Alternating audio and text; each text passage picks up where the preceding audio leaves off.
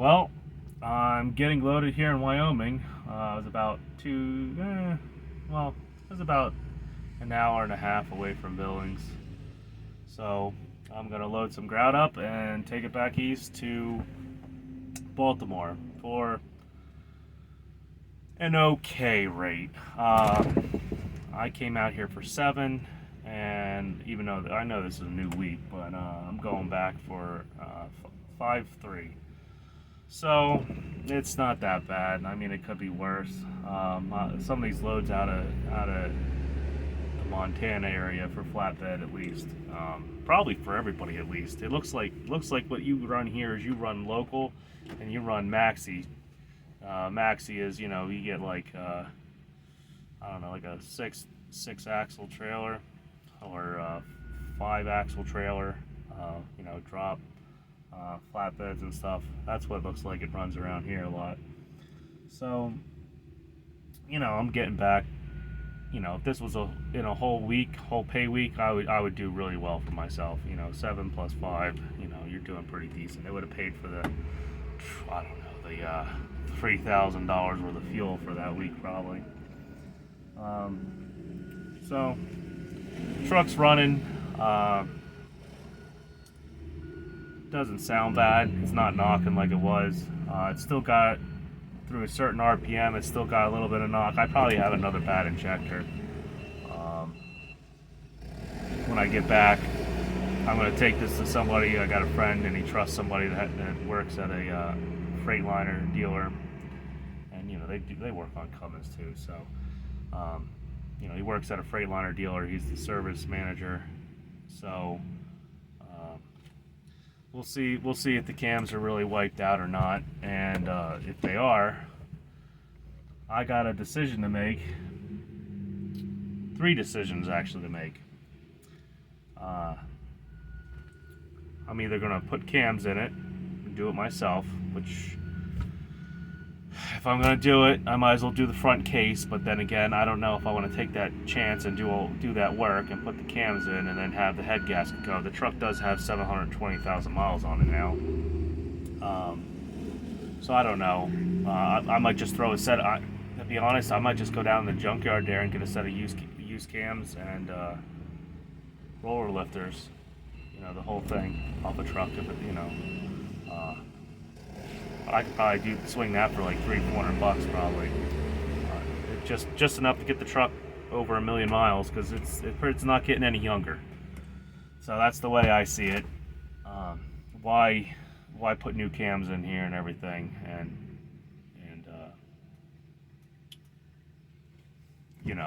to end up doing a rebuild here in another 300,000 miles or less. Then there's option 2. I actually get an in-frame kit for like $3,000. A PDI or PID in-frame kit, and do it myself.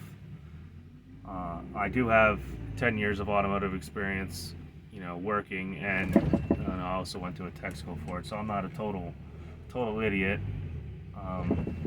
It'd be different, everything's heavier. I also would have the use of a shop, or at least a garage, and a JLG to lift everything up.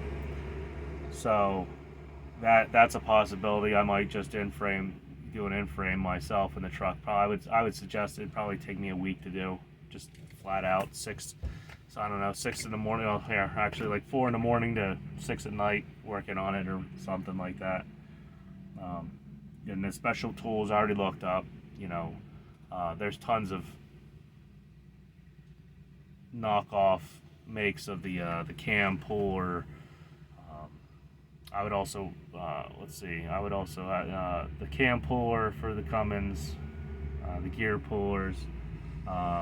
There's a whole cam lock kit that there's knockoffs for, and they're like $70 compared to like $300-400 off Cummins. So,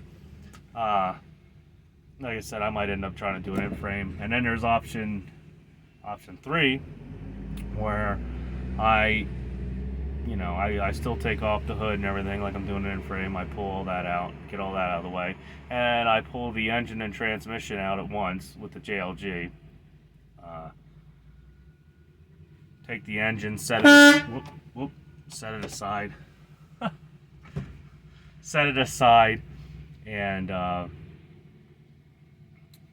basically just get a used motor for it and throw a motor in it.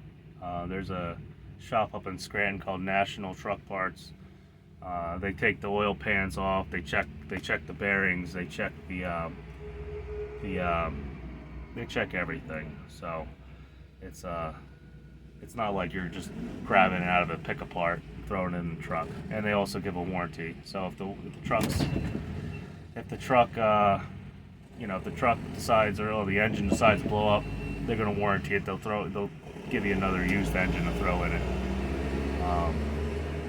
I've heard a couple guys get engines out there, and I think only one has ever had problems with one, and it wasn't even like blowing up. They basically said, okay, well, we'll give you. I think he ended up getting low oil pressure, and they basically warranted the engine, and he had it like 8 months too, and they warranted the engine and just gave him another one that they swore was good.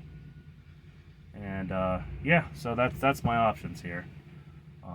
It helps that I can do some of the stuff myself, and I have access to a shop. I'd have to check because it's going to be there for a week, so I'll have to check with my buddy if I can actually use it for a week, or the garage.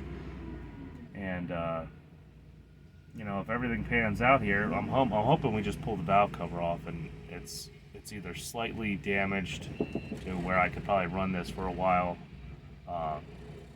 The cams are slightly damaged where I could run the truck for a while, or there's nothing really wrong with it, and I just end up doing a full set of injectors on it, and we keep on trucking here. It kind of stinks because I just started building money up. I'll tell you this. All right. So this truck I bought, like I said, for like $26,000. I even financed it. It was the best deal I could find out there. Besides the truck I actually wanted to fly out there for, which was a C15 Cat with 230,000 miles on it, with actual documentation from Caterpillar. And I asked for it. He sent me to it, and I even called Cat, and they verified the invoice and the time, and around when it was done. So it wasn't done that long ago. So that truck was, let's see, the one with the Caterpillar Platinum in frame or whatnot was, I think he wanted like 30 for it.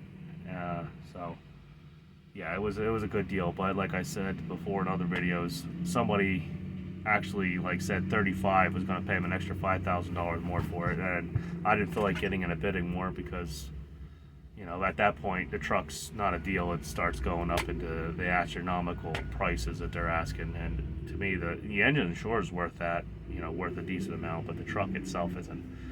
To be honest, this truck before coronavirus and everything, I could have probably picked this truck up for $15,000, maybe $20,000 cash, somewhere around there.